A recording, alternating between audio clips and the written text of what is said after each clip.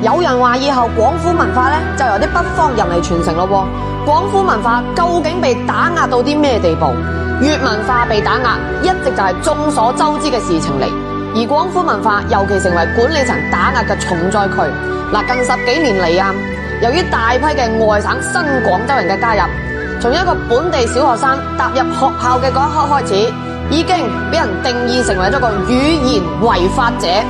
只要喺學校嗰度講粵語，就會收到啲老師、校長嘅批評，甚至乎有啲校長啊，仲會喺個校運會嗰度宣布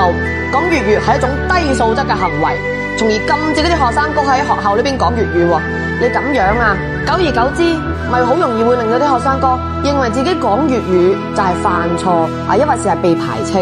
喺啲公共場合又唔敢講，返到屋企又唔敢講。各位老友記，